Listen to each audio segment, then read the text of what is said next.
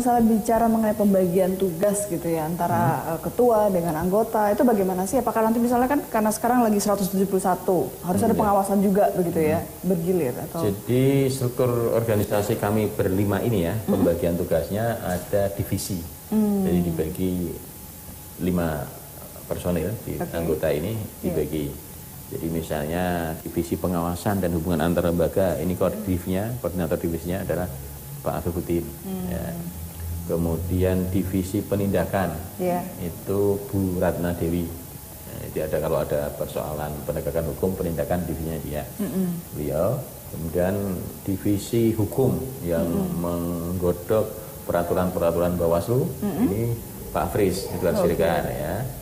Kemudian kalau ada sengketa proses kayak kemarin menyidangkan 8 partai politik, sengketa itu koordinator divisinya adalah Pak Rahmat Bagja. Yang saya sendiri, saya ketua merangkap divisi SDM dan organisasi.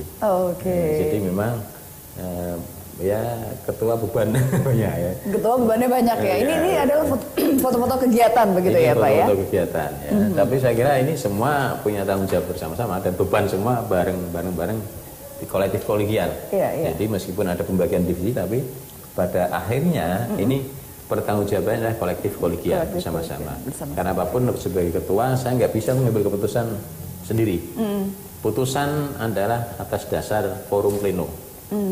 Jadi dalam organisasi kami kelembagaan ini di Bawaslu tertingginya adalah forum putusan pleno. Karena semua keputusan di sana ya. Jadi divisi-divisi untuk mengordinir masing-masing agar ada penanggung jawab. Tapi nanti semuanya diputuskan dalam forum pleno anggota Bawaslu berlima.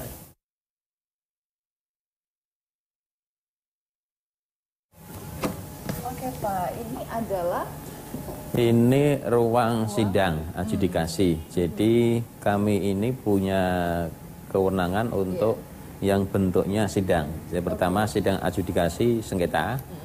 Ada juga sidang penyelesaian pelanggaran administratif pemilu. Jadi ada 2 yang diselesaikan dengan proses yang terbuka. Jadi yang kemarin kami menyidangkan 8 parpol yang tidak dinyatakan lolos, yang dinyatakan tidak memenuhi syarat oleh KPU. Kemudian kemarin mengajukan permohonan sengketa proses pemilu ke kami. Ya, kami selesaikan dengan sidang adjudikasi ini. Jadi sidang adjudikasi ini sifatnya terbuka. Publik bisa melihat, memantau proses sejak awal sampai pembuktian dan sebagainya, ke transaksi dan sebagainya.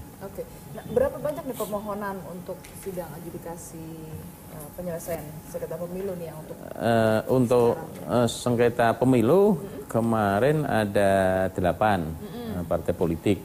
Tapi sebelumnya juga ada ya waktu dinyatakan tidak lolos administrasi itu juga ada mengajukan sidang ya hampir sama kemarin itu. Dan di sini juga. Ya di sini juga. Kemudian yang awal-awal dulu adalah penanganan pelanggaran administratif ketika oleh KPU dinyatakan tidak memenuhi administratif soal sipol segala macam dulu itu kan. Itu awal-awal kita lakukan penanganan pelanggaran administratif. Kemudian dilakukan sidang penyelesaian sengketa proses itu. Nah kalau bicara mengenai alasan gitu, boleh nggak sih kita bertanya misalnya alasannya Bawaslu misal menolak gugatan dari salah satunya adalah Partai Keadilan dan Persatuan Indonesia dan Partai Idaman gitu, apa sebenarnya? Jadi secara umum bahwa kami dalam memberikan putusan ya tentu semua berdasarkan ada fakta-fakta hukum di persidangan. Jadi alasan hukum, tidak ada alasan lain kecuali alasan hukum yang mendasarkan pada alat bukti yang diajukan oleh para pihak. Saksi, kemudian juga fakta-fakta yang terjadi itu. Seperti itu ya. Gitu, jadi salah satunya. Kemudian sampai juga kemudian pertimbangan Bawaslu menerima Partai Bulan Bintang yang kemarin akhirnya semua menjadi peserta pemilu. Berdasarkan pada alasan hukum, mendasarkan pada fakta-fakta yang kami peroleh di persidangan. Gitu. Kemudian persoalan belum menerima atas putusan kami, memang ruang hukum undang-undang memberikan ruang untuk bisa mengajukan gugatan ke PT UN. Ya, bagi partai politik yang kami tolak.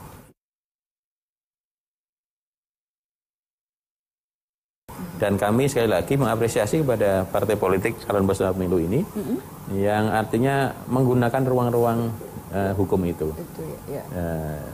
Tidak melakukan anarki, tapi ruang hukum. Saya kira Lalu ini demokrasi yang bagus, mediasi dan segala macamnya, ya. proses hukum yang dilalui. Kami hargai, kami apresiasi. Itulah yang kita sebagai negara demokrasi yang negara besar, negara yang berdemokrasi, saya kira ini kemajuan pendidikan politik masyarakat. Jadi ketika tidak puas atas produk apapun dari penyelenggara, dari KPU maupun Bawaslu, ruang hukum ini yang mereka gunakan. Oke. Nah, ketika dalam proses misalnya tadi ada sidang adjudikasi, proses penyelesaian segala macam, pernah ada ketegangan nggak yang terjadi di kantor Bawaslu sampai harus misalnya menambah aparat keamanan untuk berjaga di sini? Ya, gitu, Pak? kemarin memang ketika proses berjalan, ya namanya masa, kita kan nggak bisa bendung. Iya, masa pendukung. Tetapi saya kira masa-masa pendukung kemarin dalam taraf wajar lah. Ketika dia menyampaikan aspirasi itu kan, dan saya kira soal keamanan adalah menjadi tanggung jawab kepolisian, maka kepolisian mau tidak mau ya harus menjaga agar aksi itu tetap kondusif itu kan, sidang kami juga harus jalan kondusif. Oke. Tapi tidak perlu sampai harusnya menambah gitu aparat keamanan untuk berjaga ya, saya kira dalam proses nggak terlalu berlebihan, semua masih dalam konteks wajar lah itu kan, menyampaikan aspirasi aja. Baik, nah ini beberapa waktu yang lalu kan juga sempat ramai mengenai mahar politik. Nah ini apa termasuk juga ranah dari Bawaslu atau bagaimana Pak? Jadi di Undang-Undang Pemilihan maupun di Undang-Undang Pemilu, Undang-Undang 7 ada sebuah pelanggaran yang dapat dikategorikan sebagai politik uang gitu kan. Ya, publik menyebutnya sebagai politik uang atau politik transaksional gitu kan. Atau yang juga dikenal mahar politik gitu kan. Memang kami punya kewenangan untuk kalau ada dugaan pidananya dan kuat dukungan alat buktinya, maka kami bisa memproses lewat penanganan pelanggaran di sentra penegakan hukum terpadu yang di dalamnya ada pengawas pemilu, ada penyidik polisi, ada penuntut jasa. Nah, inilah yang 3 komponen, 3 lembaga ini yang memproses ketika ada dugaan pidana pemilihan maupun pidana pemilu. Nah, mahar politik yang di dalam istilah masyarakat politik itu juga baik politik uang itu menjadi kewenangan kami untuk memproses itu. Tentunya harus dengan bukti yang kuat, alat bukti yang kuat, kalau bisa memproses ke pengadilan. Oke, nah terakhir kan ada yang kasus mengenai Lanyala dengan Prabowo. Ini sejauh ini perkembangannya seperti apa Pak? Update-nya? Jadi Lanyala dan Prabowo yang di Surabaya itu, ini kan ada di umum ada informasi di masyarakat, di beredar. Maka ini respon kami untuk untuk merespon atas informasi awal itu kan ya. Tapi karena informasi itu ternyata ketika kami coba mencari bukti siapa yang memberi informasi awal termasuk Lanyala sendiri itu kita undang berkali-kali tidak mau hadir itu kan. Nah, dalam konteks ini memang secara hukum kami kesulitan untuk bisa membuktikan ini ya. Jadi kalau harapan kami ya ini sebuah bentuk partisipasi masyarakat. Jadi kalau ada dugaan pelanggaran apapun ya harapan kami memang ini bentuk partisipasi yang untuk bisa menyampaikan kepada kami ya berilah keterangan kami. Soal nanti bukti kurang kami dengan penyidik nanti akan melengkapi. Ya. Tapi minimal bukti awal itu ada. Ya keterangan pelapor itu ada.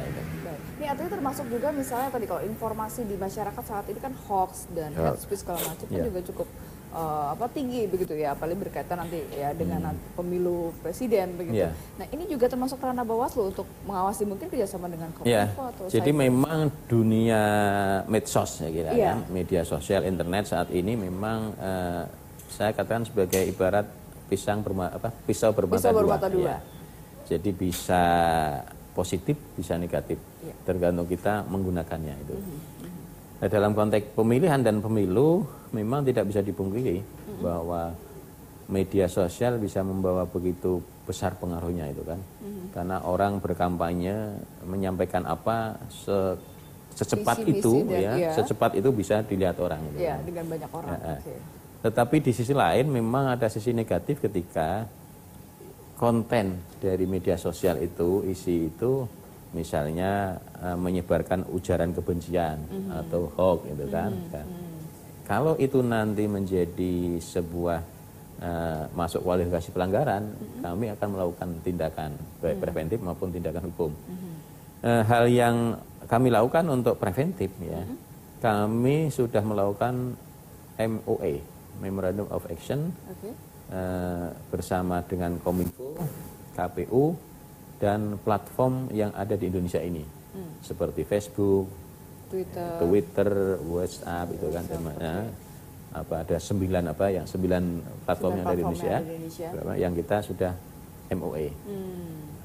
Dari MOA ini nanti kerjanya ada demikian, ketika kami menerima pengaduan masyarakat soal hoax misalnya, soal ujaran kebencian atau soal kampanye di media sosial yang melanggar, kami mengkaji. Kalau kami melakukan kajian itu dan mengambil kesimpulan bahwa ini melanggar aturan, maka kami minta untuk platform itu men-take down akun itu. Ya. Dan tidak sebatas itu, kalau memang kajian kami ada dugaan pidana dan orangnya itu bisa ketemu, mempertanggungjawabkan, kami akan proses hukum pidana pada polisian. Kita juga kerjasama dengan Gakumdu dan Cyber, Unit Cyber di Polri.